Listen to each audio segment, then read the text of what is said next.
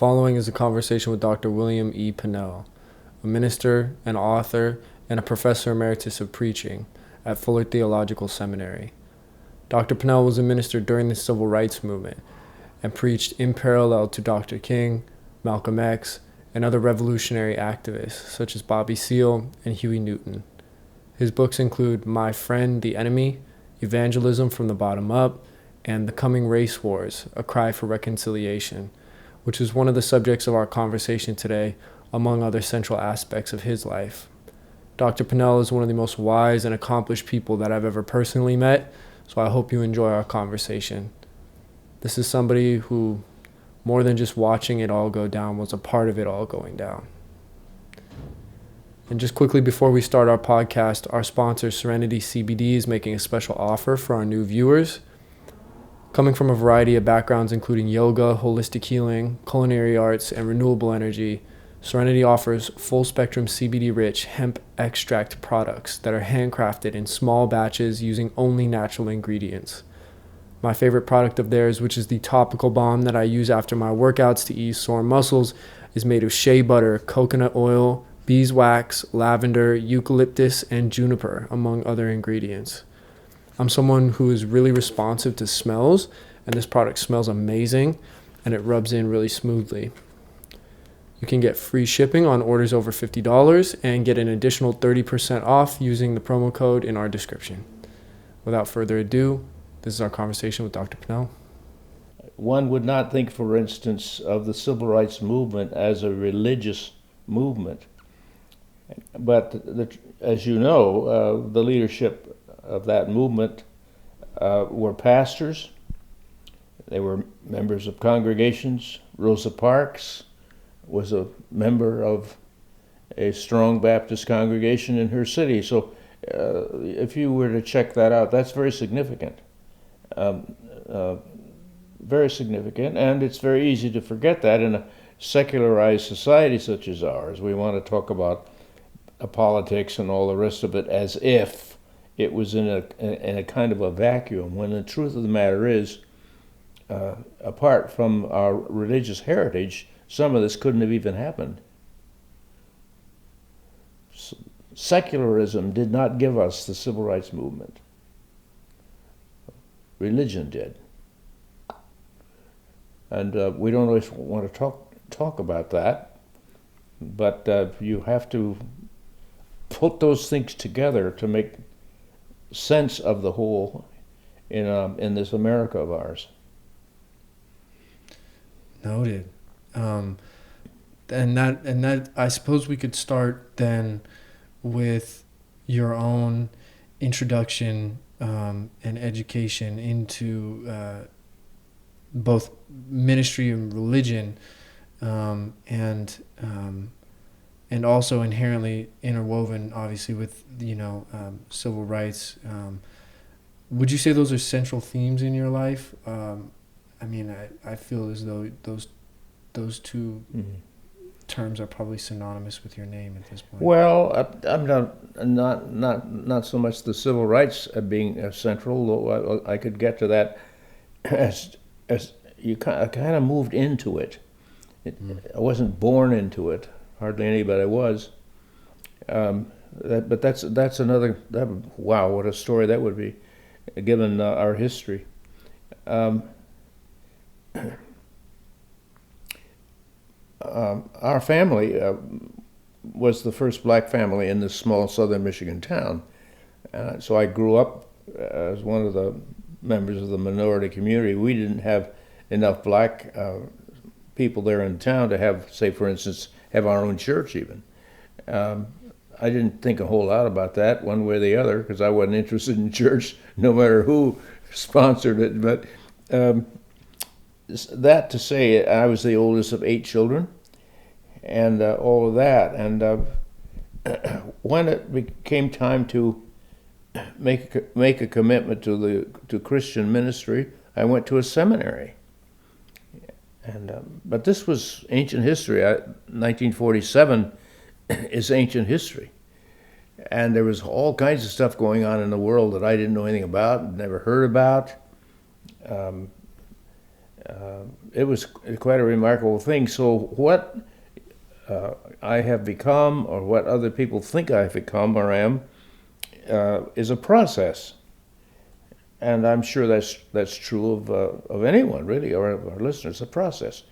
We're growing, and we're growing up, hopefully. And in the process of that, life, it just kind of opened up for me, and I've been all over the place and abroad, and gradually I got exposed to this great civil rights movement, and watched that saga unpack in our society, the great movement of our time. Well, what you sort of just said, I feel I'd almost, it reminds me of something I read in the autobiography of Malcolm X.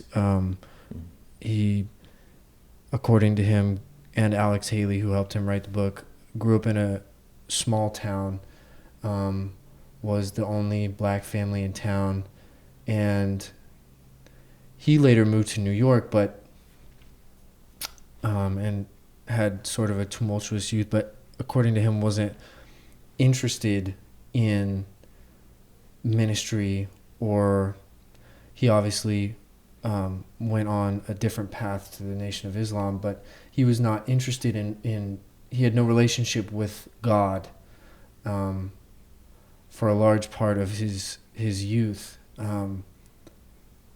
At what point did you find God and begin to build a relationship with God, and what inspired that? I committed my life to Christ and became a Christian when I was in the 11th grade in high school. And I think that was the end result, really, of being befriended by a bunch of really sharp and fun-loving teenagers, as I was. But it also started in a small congregation when I was a kid, when members of that congregation invited me and my sister to come to Sunday school. A very simple sort of thing. In our town, we had all the regular churches that one could expect, from Roman Catholic to Presbyterian to you name it, it was there, and in varying degrees influential and so forth. Some of them from the lower end of town economically to the higher end of town, where the swells went to the country club and we caddied for them. We had all of that spread there, and various religious expressions, Christian expressions, and so forth. I was familiar with that. Went to school with the kids that came from these kind of churches. I was attracted to this particular youth group. They were very robust and so forth, but they also confirmed what I had learned in Sunday school as a kid, that Jesus Christ was Lord, that Jesus Christ died for our sins according to the Scriptures, and that to put one's faith in Jesus Christ was to be wrapped up in the arms of God, and a whole new way of living could happen. And that was my experience. And I was just a junior in high school, went on from there, had a fairly decent career in high school, in athletics and so forth. And then went to seminary after that. Went to Bible college, seminary, and studied for the ministry. And from there, all over the place. And it's just kind of interesting. I had a lot of fun years later sending a postcard to my best friend who stayed in Sturgis, in the little town. Wonderful guy. We grew up together as kids. I wanted to have some fun with him, so I sent him a card, a greeting from Paris. I knew it would have the desired effect. He went, what in the world is my best friend doing in Paris? And well, that was just to say, we grow up. We do grow up, and all kinds of things can happen in your life, in one's life, that you didn't anticipate, had no idea, had no clue had no idea. You just keep living, and life kind of unfolds, and opportunities take place, doors open, and you have the opportunity and the energy and the wherewithal to kind of walk into those doors, and you're into a whole new room, and you say, wow, what is this? What in the world is this, and what am I doing here? That's kind of been my experience. And so when was this when you went to Paris? Oh, I don't. I really don't recall exactly when that was. It was, of course, years later, and but I'd been there, and my first foray into Europe was in 1966 at a Congress on evangelization in Berlin, and but then after that I was in and out of Geneva with the World Council of Churches there, and I always like Switzerland. Oh, what a lovely place! And so I've been in and out of some of those settings, and England. I like Oxford. It's a great university town, of course, as you know. So all of that had been a good thing for me. So I know that Paris has been quintessentially described as a place with a completely different racial dynamic than American culture, and one that offers just a completely eye-opening experience. James Baldwin specifically wrote a lot about Paris. Obviously, I mean, I've heard the story of, Ben Franklin and Sally Hemings, but and how different it was over there than America. But even just Western Europe as a whole, was it eye-opening for you to go over there? And this must have been sometime in the 40s, 50s? Oh, no, it was longer than that, later than that. Later? Oh, 60s? Much later than that, because, oh, surely. I'm kind of a late bloomer when it comes to that kind of international stuff. I began in '66 with that Berlin thing, as I was describing it to you, and then beyond that, into the up until I retired, actually, and so, but I was over there for a consultation with some scholars from Europe, and we just spent a long weekend together. But I was there long enough to for instance, I was there long enough to be kind of kicked out of one of the lovely places downtown where I went in to get some pastry, and I upset the owner there. Something awful, because I couldn't speak French. Boy, he was upset. He probably cursed me out, and I just didn't understand the language. Wow. So You were received that poorly. So I left, and I thought to myself, next time you guys in a war, don't call us. But I walked down the street, and I stopped to listen to 4 or 5 young men, French, playing in a nice little jazz quartet. And they were really knocking it out. And there was a Parisian woman who kind of suspected that I might be a Yankee. I'm not sure why. But she asked me what I thought of their playing. It was a distinctly American sound. I seemed to be an American enjoying it, but they were French. How were they doing it? She asked me. I said, they're doing very well. They got it. And she was very pleased. We both listened together. She walked off. I listened, and that was the end of that. You as you know from your own travels, there are good people all over the world, great people. Most of the people I've discovered all over the world were just genuinely good people, good neighbors, as it were.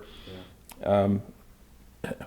We just simply haven't exposed ourselves in some ways like we could have, or in the right mood, but That's a whole other story. But there's great people. I've found them all over the world, or at least wherever I've been. I haven't been all over the world, but wherever I've been, South America, wherever, great people. Right. Right. So you grow up in Detroit, then, and you get your undergraduate. You go to seminary, and then you get a master's. Now, is that long after you had been? Is that before or after you had began working in a church, learning how to preach, learning the art of ministry? And that was afterwards. In fact, I got into the master's program out here when we moved from Detroit, and that was in the fall of '74. One of the reasons I wanted to come out here, one of the reasons was because I wanted to study, and so I decided what I really wanted to study was social ethics. And there was a good program that had opened up down at USC. And so gradually, I don't know what time, sometime in the early 80s, I think, when I got settled and the guys got settled and were in school and college and all that, I was able to take a little time and do some study. So I enrolled in that program down there. It's a PhD program in social ethics. And I thought it was enormously stimulating, very, very helpful, good faculty. I enjoyed it. I really enjoyed it immensely. I bagged it at the end of the master's program and was quite satisfied. It served me very well. And so before when you were living in Detroit, it sounds like most of your youth, a lot of your formative years were spent in Detroit before you moved out here to California. Is that correct? Not exactly. I moved to Detroit after I had graduated from seminary. Okay. And this was in the early '50s, and I met a group of wonderful Christians there and some fine leadership in the city. And I kept moving back and forth in and out of Detroit, which exposed me to a whole other world of urban life. And I also met a young woman there whom I later married. So that's what got me settled down in Detroit. Got it. So what was it? Can you describe what it was like in Detroit at that time, socially, industrially, like economically? Well, as you know, or perhaps I think you know, Detroit is a motor city. Detroit is the headquarters of General Motors and Chrysler, Ford. They ran the town. That was the chief source of income there. The great Ford Motor Company, Henry Ford. Oh my goodness, that was Detroit, and almost all of the significant manufacturing that was to be found there was supportive of that industry. Almost everybody that your neighbors and your friends, the people you went to church with, most of them worked in some way or other in the automobile industry. It's quite interesting. It was a very, and of course you're talking politics, you're talking economics.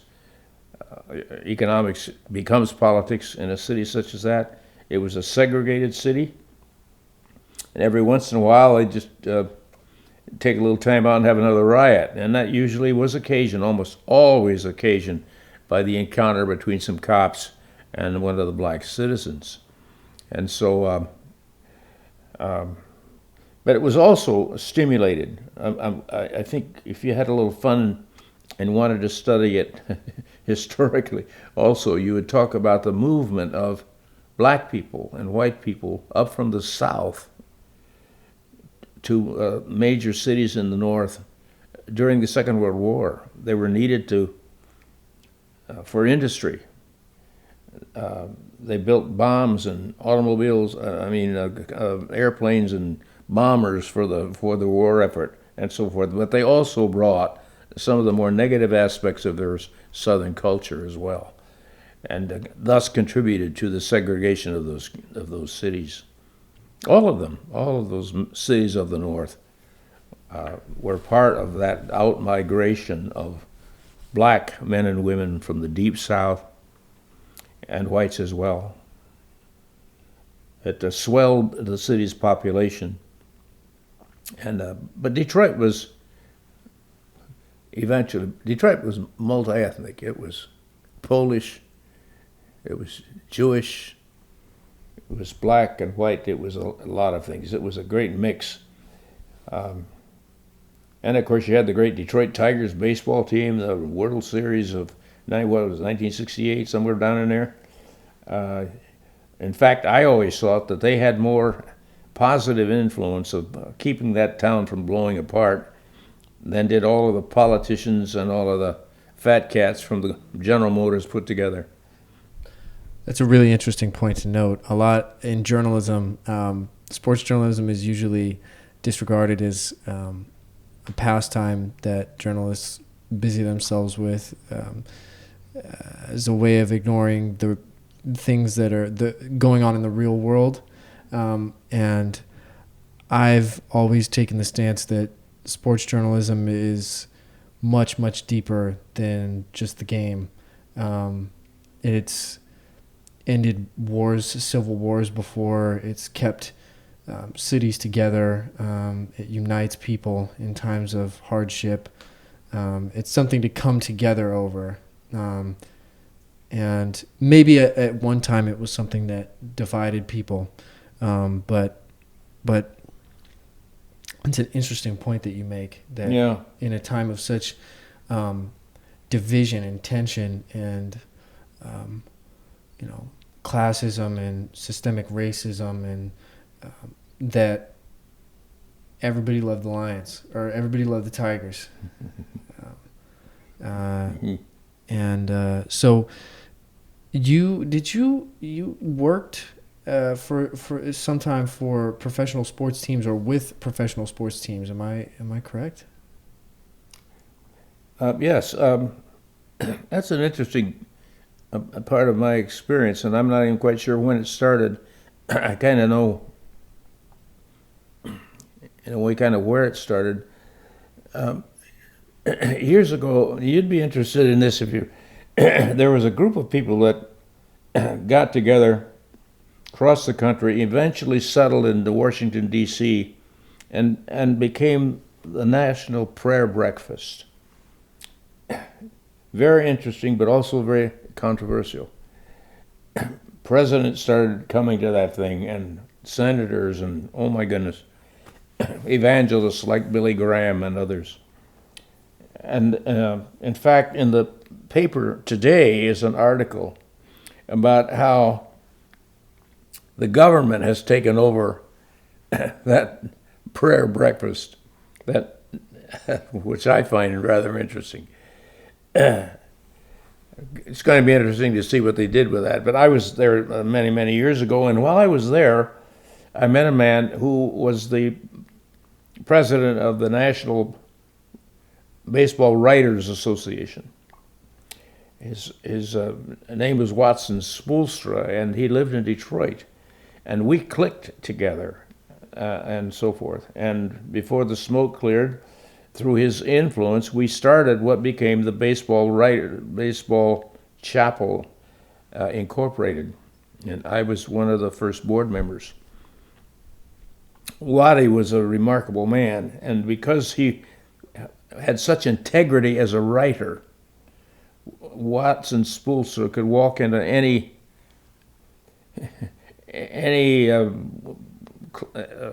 clubhouse and at any stadium in any country, and they respected him. Referees respected him.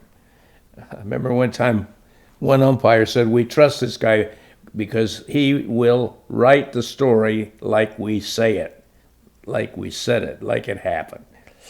And so we became good friends, and that program developed in a quite remarkable way, and that opened up. When I moved out here, then I would be down at Dodger Stadium, at Angel Stadium, that sort of thing. And we always had a good ministry here and there. I also helped in similar programs in some of the football teams, professional football teams out here and back east. That was always a good ministry. I don't know what's going on these days whether it even continues or not. But I thought it was quite useful. Ball players oftentimes were Christians or were very much interested in developing their religious sensibilities, but they couldn't they couldn't leave the locker room and go out to church on Sunday morning. So we would bring something of a devotional with them there. Sometimes the managers were also very supportive, and sometimes they weren't. But then they didn't. It was okay. They just didn't. It wasn't their thing. It was a very interesting experience, and I think I was involved in that sort of work, say from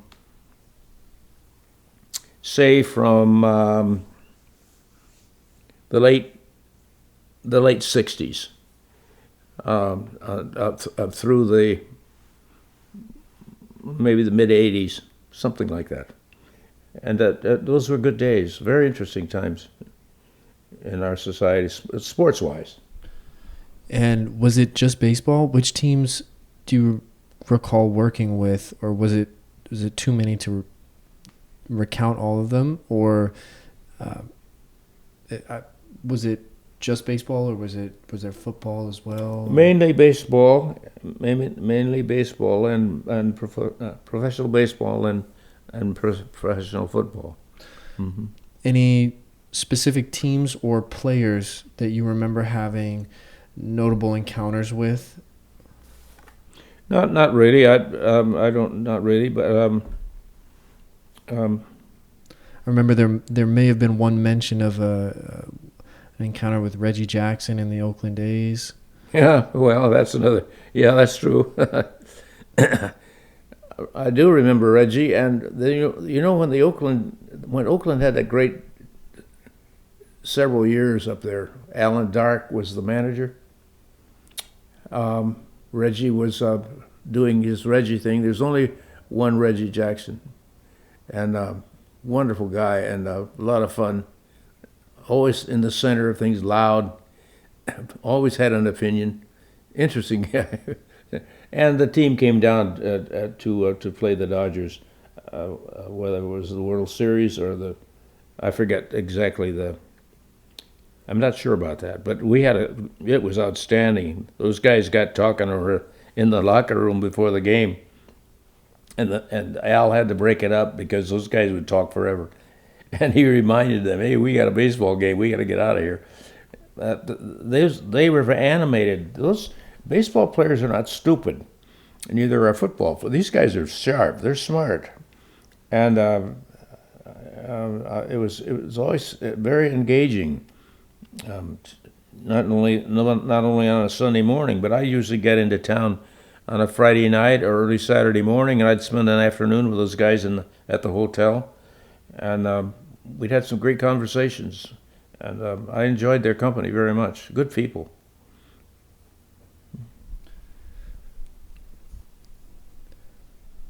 So before,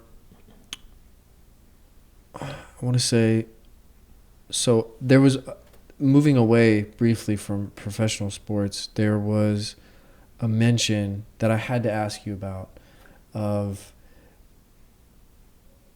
you mentioned that you knew or were in the same circuit of people, or minister, at the same time as the I Have a Dream speech being written, and mentioned that you might have known the person who wrote the I Have a Dream speech, a fellow from New York, I think was the mention.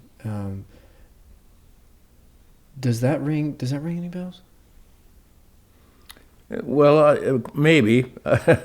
I think the reference that I had was an acquaintance that probably helped Martin King do this speech at that great church in New York City, at Riverside Drive church, where he did that rather controversial speech in which he argued passionately against the war in Vietnam. if my information is right, and then I did know the young man who helped him shape that speech. I would meet some of these people. I never met Mr. Graham, but I met some others around on the edges of that movement here and there, or other leaders of local groups of protesters and activists all across the country. Those are very heady days in the civil rights era. Very heady days where that movement at times would clash with what we were trying to do, or what we said we were trying to do in Vietnam. Young people in the streets protesting the Vietnam era. Those were exciting days. We might be tempted to think that marches under the aegis of faith, Black Lives Matter is something unique, but it's not. This country's been a marching country for years. It's been the only way that women could get heard, the only way that women could get votes, get a chance to vote. This has been a demonstrating, marching society. It's been one of the only ways that some people had to make their case. You have to get into the face of power and call it by its name, expose it for what it is. That's American history. That's what we do here. We protest in this country. And that would make an interesting study, by the way, if in your spare time. If you wanted to do some research and writing, get back into the history, the culture that made that history possible in this country of ours. Democracy has been promoted by the marching feet of the oppressed in this country. And that's part of our history, and we need to tell that more and more, and we need to get that told earlier in the educational system than we have. I think we're afraid of it. I think it's too scary for a lot of people, too radical. But it's our history. It's our wonderful history. Speaking of people taking civic engagement, education into their own hands, you mentioned that you were working in Oakland, or you were all over, but I'm wondering, because the Black Panther Party was around at that time, and they had their own school in Oakland, where they were teaching their own curriculum, I think at one point of, around 200 students. Did you ever have any encounters with the Black Panther Party, or Bobby Seale, Huey Newton, any of those figures? No, I did not. I surely did not. Do you see the? I think I have a friend who was the pastor there at one of the black churches that did, I think, and I did get acquainted with one of their leaders. But I only met him on a couple of occasions, and I spent a little time with him on a couple of occasions. I think he grew up here in Pasadena. I can't think of his name right now. I can't grab it right now.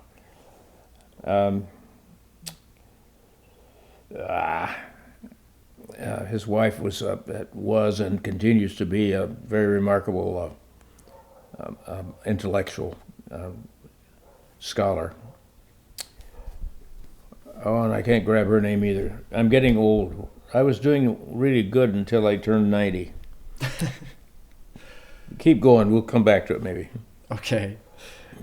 Yeah, but that is fascinating to note that you were. It seems, at least from a retrospective point of view, that a lot of those circuits of individuals and those movements were interconnected, or they communicated with one another. or do you feel that at the time, the rhetoric and the ethos around these different groups, you had King's group in the South, you had X's group in New England area, you had Seal and Newton, and obviously these were over a span of a few decades, but there was certain overlap. The philosophies, did they clash, or were they cohesive in a larger in that larger narrative of the civil rights movement from your point of view, collectively over that span of time? Oh, there were a lot of clash. I was thinking of Eldridge Cleaver. It was the gentleman I was speaking about. And but if you get those guys, you get a bunch of black guys like that out here, or you get a bunch of black guys out east. You get, or whatever. Those were heady times. You get women together who are really bright. Some of the guys couldn't handle it. Those were heady days, and an exciting history. And you always have differences, major differences of opinion about an issue that large of justice in America. That issue, and you break that down into small pieces, you're going to have an awful lot of differences of opinion and clashes of this or that, different approaches to how you get it done, different ideological approaches ranging from the democratic commitments to Marxism. It's free enough to make the hair stand on the back of your head. It's the kind of stuff that curricular offerings deal with when you're trying to talk about the onward march of democracy in the United States. Those are heady days. My Lord, you get Jane Fonda in the streets screaming and hollering against the war. You get, come on. Those are really interesting days. The stuff that's going on today is kind of bland by comparison. Yeah, I can only imagine. That's yeah. You noted before that you have to look power in the face and call it out by its name and right. Make yourself heard. That's one thing I feel as though has been tough for this generation to do. My generation. We are not in the streets with signs anymore. We're posting on Instagram. And although those are still tools for social leverage that I do not think should be underestimated, and there's extreme power in the ways that we can leverage those utilities, just the decentralization of these movements, right? We're not brick and mortar anymore, united. It doesn't feel as though it's that way. But I think that we could pull from that time. We should pull from that time, and we should do well to learn the way that you guys were getting stuff done, because you did. Well, there were things. Yeah, I think some progress was made, but we just had that remarkable explosion of violence perpetrated by black cops in Memphis. That sounds awfully much like Rodney King 20, 30 years ago in L.A. I mean, we make progress, praise the Lord for that, but we never make enough progress for us to go to sleep on these issues of violence perpetrated by people who get hired and get elected to office. We seem never to get over the hump, and so we can look back on history. We could talk about it, and we should. We can learn from it, but we dare not go to sleep on our contemporary circumstance as well. We got to keep going on this. Got to keep our eyes open. We got to figure out better ways to be Americans, better ways to be citizens, better ways to be neighbors. That's absolutely critical. Yeah. We keep asking and must continue to ask the question, am I my brother's keeper? That's an old question, as you recall, from the book of, Genesis? He was angry, he was ticked off. He'd killed his brother. His brother's blood was calling out from the earth under which it was buried, and he had the audacity to ask whether or not he was his brother's keeper. He was mad. Well, that question goes down through the ages. And how we answer that question and what we do about it will always determines whether or not we can be a merciful neighbor. It's all tied in. We have to work on that. Our religious groups work on that. We think we work on that. We have provisions whereby we work with that and try to promote it. We just don't dare go to sleep on any of this. You mentioned the riots, the Rodney King incident, the tragedy. Your book, The Coming Race Wars, the expanded edition of which just got re-released,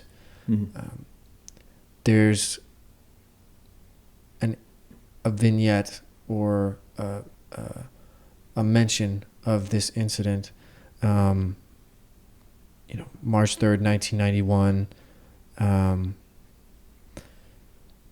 Your book came out in, I believe, 1993 or 94, the first edition. Yeah. I was wondering, how did this incident move you? Did it inspire you to write the book? Had you been writing the book beforehand, etc.? Well, I had written a book about which I had become somewhat infamous among some people. I had written it in 1968, and it was called My Friend the Enemy. And so I've been trying to address some of these issues for some time, and some writing. I never thought of myself as a writer, but apparently I did get some writing done. And when this incident downtown occurred, and the city explodes, and we exonerate those cops, and all that whole story, as you know, the thing was up for grabs. And we've been trying to live that down, trying to get on top of that thing ever since. And we make some progress, and then some idiot thing like Memphis happens. So it's the same thing. We just got to work. We're talking about power and powerlessness. The extent to which we make people powerless, we ensure their violence. And the issue then of power is not just about poor folks and violence. It's more about the power of the haves and how violent they become in the name of the law,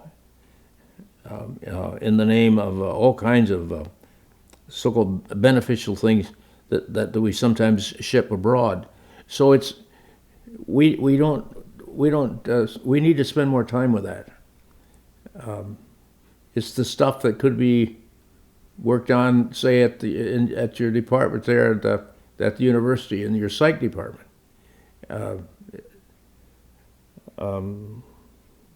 My first exposure to this issue of the relationship between power and powerlessness, violence and all of that, came about and listening to Rollo May talk about this very thing here in our psych program here at the School of Theology at Fuller Seminary many years ago. I am assuming that continues, and it should continue briskly across the society as well. We're talking about violence, the sources of it, and what is it? What is it? Is it a kind of a disease? Are we all susceptible to it? Do we have a gene within us that betrays us? What's going on? What's the nature of it? And I'd like to see, here I am about to be 94, and I'm sitting comfortably in my living room with a handsome young man with a microphone. And you represent a whole new world of young men and women out there, very bright, very talented, educated, sophisticated. But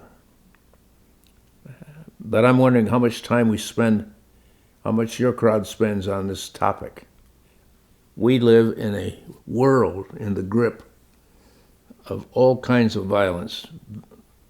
Poverty is an expression of violence. Hunger. Oh my, you can just tick off the issues. And they're all related in some way, it seems to me, to the violation and violence of humankind by others. We can't get away from that. And our future depends upon our willingness increasingly to address that with great gusto.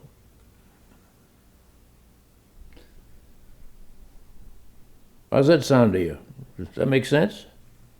It's a new can of worms that I don't know if we're examining. I don't think we're examining it the way we should be. Well, we don't dare stay. We're asleep about this. We don't. We somehow we don't want somebody to drop a bomb on us to wake us up. We don't. No. We're getting, our citizens are being shot regularly anymore, and we almost, if we're not careful, we'll start taking that for granted. We're a little bit callous to it. There's a callous. Yeah, we're just, and that's violence. That's the worst kind, and we lose our friends and our neighbors, whether they're in their own homes or in a dance hall.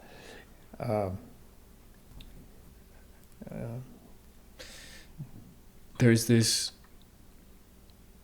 idea of thinking that it's behind us, thinking that we've made a change, and then something happens and we realize why the same problem is emerging with a new dress on.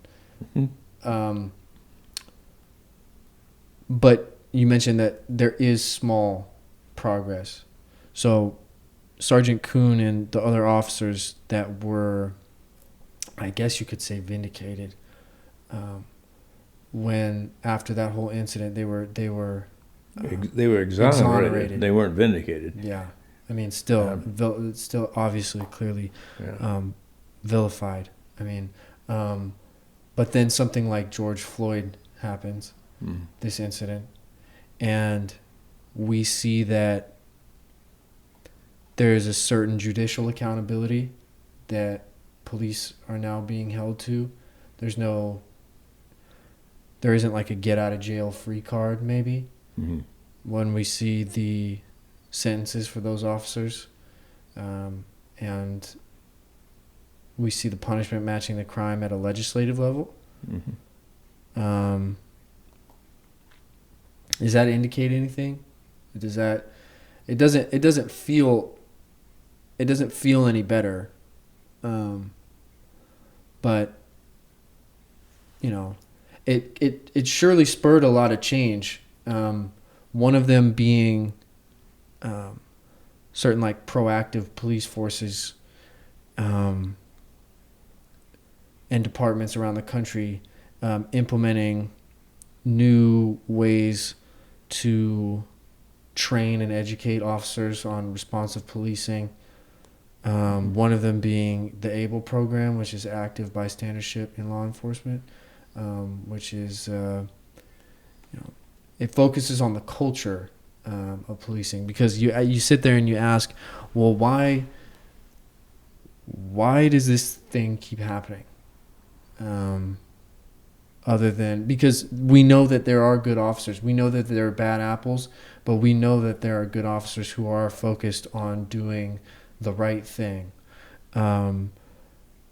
But why, in a situation like Floyd's, can't an officer, I would hope that one of them was at least standing there going, well, I wish should I put my hand on his shoulder? Mm-hmm. You know, should I say like, hey boss, let me take this one, or, you know, and how it's a cultural thing, because we can change a policy. We can say, hey, you're supposed to do this, but if one of these things that's so critical to our civilization that is different, which is policing, domestic policing, if we don't treat it differently, if we can't have a situation where, you know, you're not afraid to say something to your superior officer, or to your boss about something that they may be doing wrong, people's lives continue to be at risk, and we keep seeing the same things, like the tragedy that just occurred with Tyre Nichols, happen, and we continue to be sick as a society because of it. So do you consider these things? Do you meditate on these things at all? And does it look like forward progress to you? What do you make of it? What do you make of those? Well, we surely would think about it. It's difficult to get away from it, and one wouldn't want to. And it's there. One of the things that encourages me is, for instance, is the distance from where I wrote that book early on, and its recent release, that is the wonderful changes that have occurred in the culture of the police department in L.A. It's not the same, and how? Well, you have. I'm not sure in detail about it.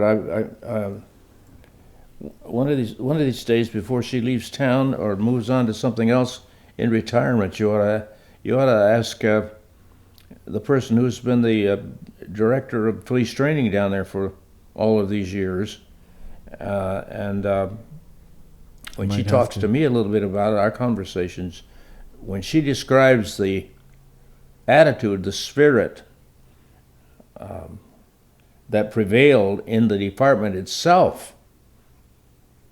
That's before those guys even got out onto the streets. It was most unhealthy. And there are departments like that all over the country still, where the real issue is not how we're going to get these people to behave out there on the streets, is how in the world are we going to get them to think differently in-house, that is to say, to affect the culture of policing.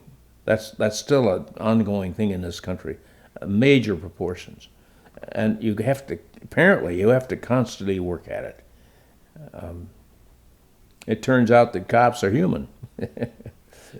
That's why most departments across the country at least have somebody on the staff from the School of Psychology. Somebody's School of Psychology.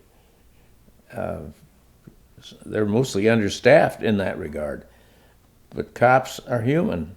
They have wives and they have children. They have husbands. It's a different ballgame, and it's frightfully exciting. It's a great opportunity, I would think, if I were a young man, to serve my community, to save my society. One of the better ways to do that, I think, would be a police officer. But fewer and fewer of those guys are opting to do that. I can understand why. I can fully understand why. But we need cops. We need good ones. We need to be safe.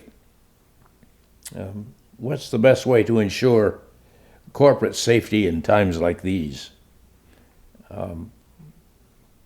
When the great issues are not really policing, the great issues are poverty, low income, poor health, mental illness. Those are major, major issues. You don't want to expect your police officers to come to the rescue of a society such as that. No. So we've got to. There's an awful lot of work to be done. We have to rethink, and that those thoughts are out there. This is nothing. This is nothing new. Those thoughts are out there. People are working on it, talking about it all the time. Extraordinarily difficult to get anything done sometimes.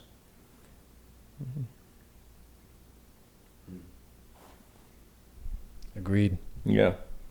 I just wanted to briefly ask you about a lot of the book is about the church, the relationship between race and religion, and how I might be taking some liberty in saying this, the most segregated time in America was high noon on Sunday.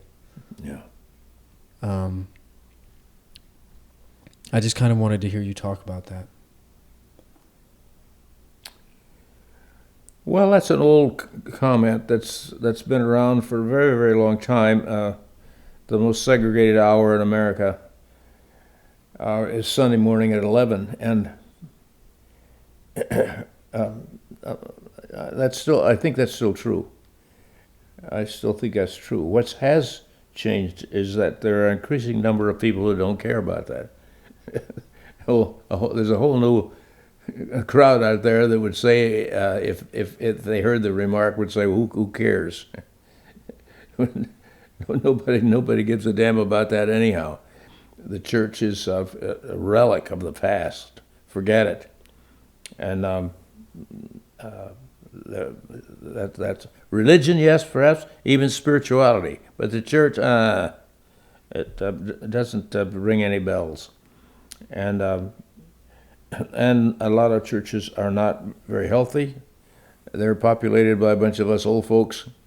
The younger crowd's gone off down the road doing whatever they're doing, which isn't to say they are not religious. It's not to say they're not interested in matters of spirituality. It's just to say they're not going to go Sunday morning to find it. And so that, and I think that's interesting. The heartbeat of the Christian movement is that God was in Christ, reconciling the world into himself, and is committed to the church, that ministry of reconciliation. The function of the church, the reason to be on the corner out there, is to be a reconciling presence in society. To fail at that is to fail the mission. And we've not done well. And in some cases, we've just flat out failed it because of racism and all kinds of unwillingness to take a hard look at the relationship between our well-being and poverty and all that stuff across town.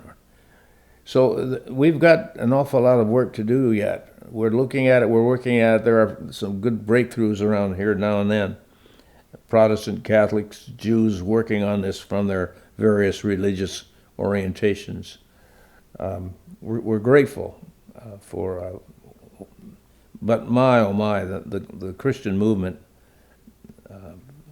particularly that part of it which is called evangelical, of which I'm a part, has really blown it in some significant ways.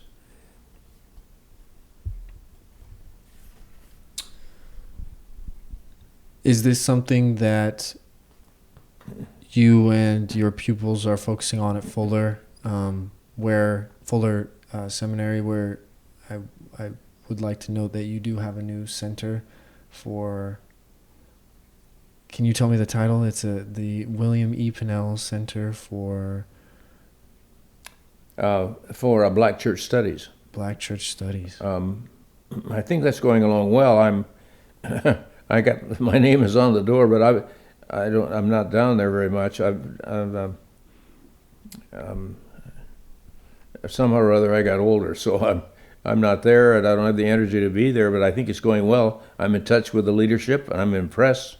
They're working on all of these issues that we've talked about, most of them at least, I think what's going on, you may be well aware of the fact that we just installed a new president at the seminary, our sixth president in the history of that place, and the first black president.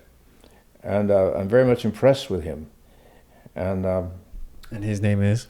His name is Dr. David Goatley, and very articulate, very experienced, mature.